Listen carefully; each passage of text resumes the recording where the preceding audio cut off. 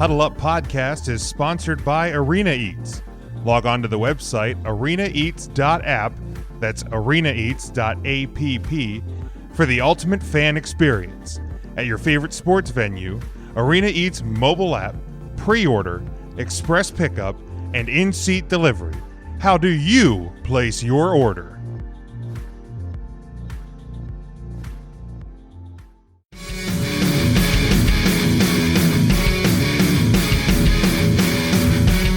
And Sean, the NFL season is starting to near the end, and you got to start thinking about year-end awards and things like that.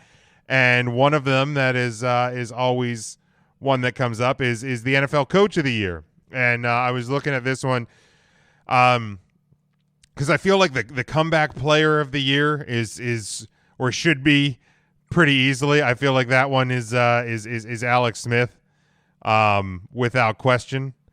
Absolutely, Alex Smith. Like the minute Alex Smith took a snap, I feel like that award was his. Not taking into account that he's become the starter and has the Washington football team in first place. That helps. But like based on everything he went through, I think I've seen people on Twitter like they'll be like, oh, when you think anybody else should win comeback player of the year, they post a picture of Alex Smith's like wound leg, and it's like, yeah, this guy wins it.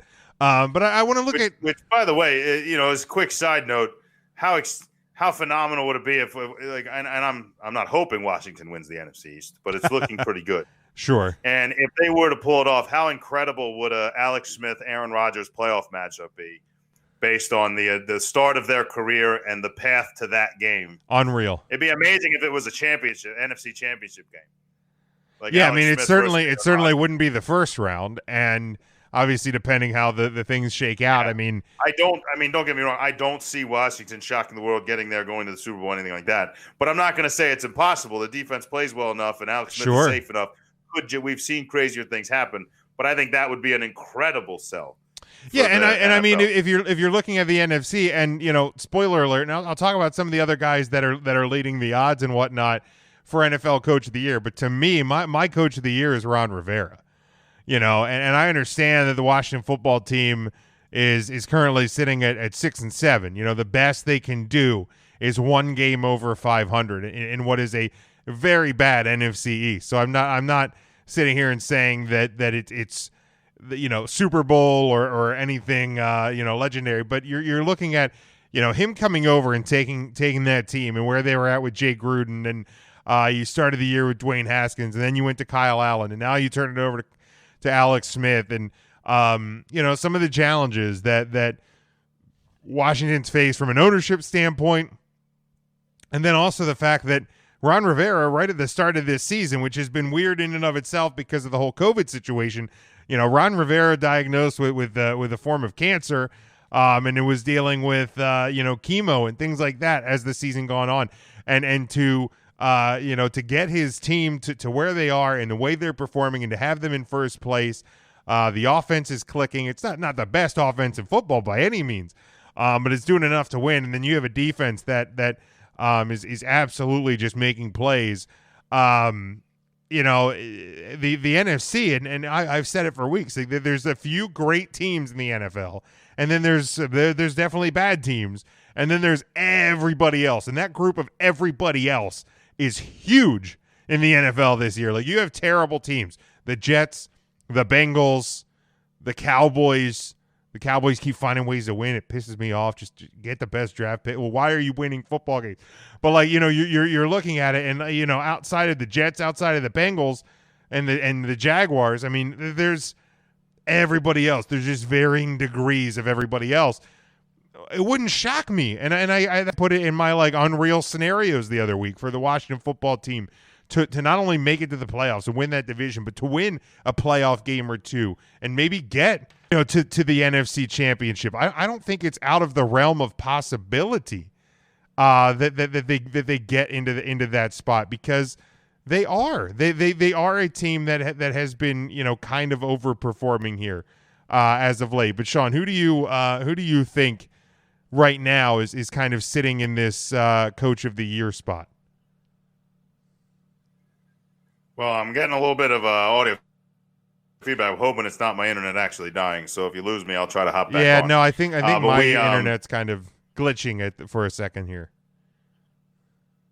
All right, okay. So maybe it's on your end. Either way, I'm going to start with a list of names that I think could easily win this award and probably should. And Rivera's on that short list for me of coaches that probably could be there.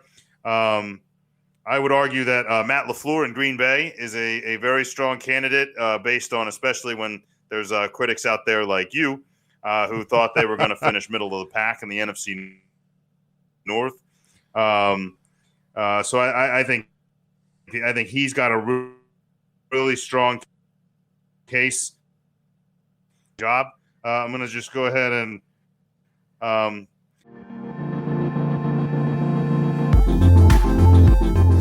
Huddle Up Podcast is sponsored by Arena Eats. Log on to the website arenaeats.app, that's arenaeats.app, for the ultimate fan experience. At your favorite sports venue, Arena Eats mobile app, pre-order, express pickup, and in-seat delivery. How do you place your order? An interesting one for me would be, and I wouldn't be too shocked, would be a Kevin Stefanski, assuming that Cleveland's able to somehow win 2 games coming out here and make a playoff run to kind of be able. I mean, I still think they're a paper tiger and a bit of a sham. I don't trust Baker Mayfield to win a game he needs to win, and I'm not sure how I feel about the coaching staff as a whole. But for the Cleveland Browns to be sitting here at 9-4 right now, I'm going to go ahead and say that they probably deserve it. And obviously, I'm not going to take anything away from Andy Reid if he finishes the season with 1 loss, something that not a lot of teams have been able to do. There's something to be said for him as well. But I'm going to go out there and I'm going to throw this one to Sean McDermott. In my opinion, I think the AFC East all of a sudden became up for grabs with what shuffled with Tom Brady. I think some people thought Bill Belichick was just going to walk in and do this anyway, especially once Cam Newton showed up.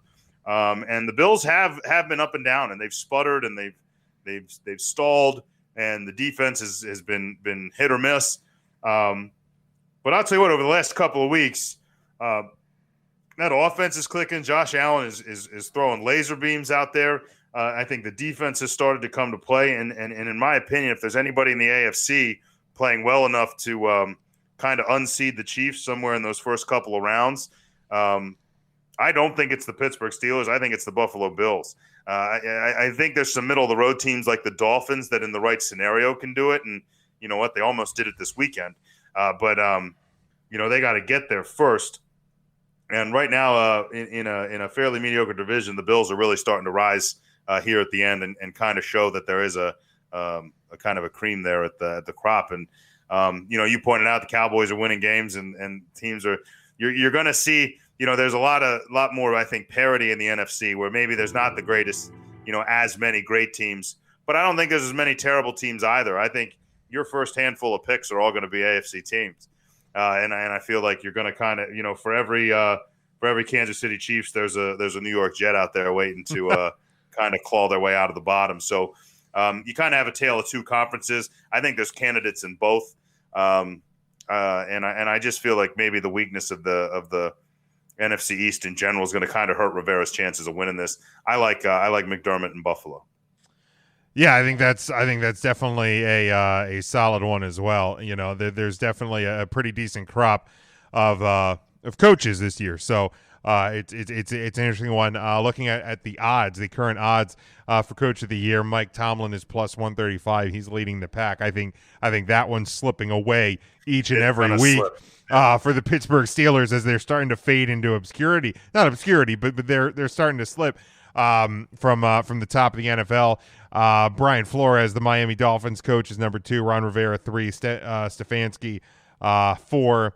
Andy Reid, and then McDermott comes in at 6. McDermott at plus 1,100 right now. Maybe I should make a bet. I was going to say that might not be just $1. $1 on it. That might not be a terrible bet.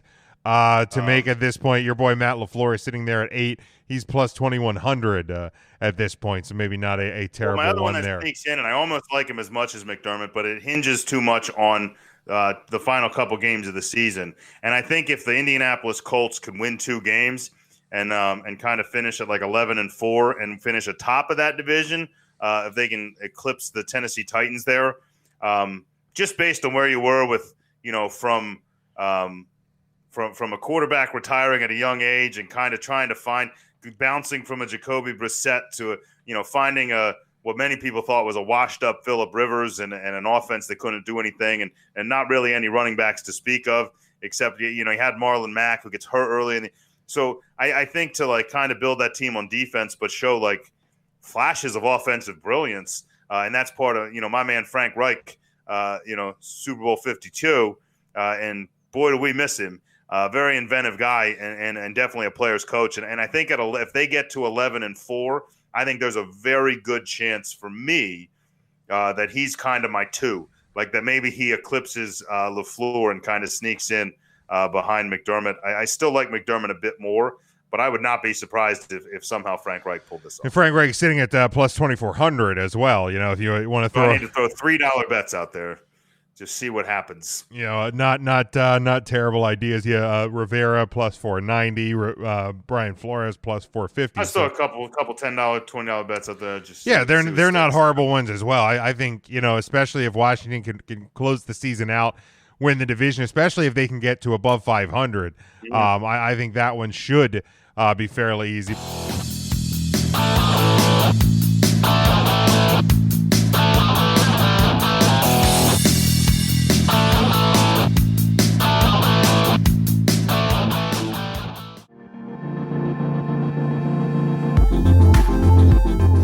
Huddle Up Podcast is sponsored by Arena Eats.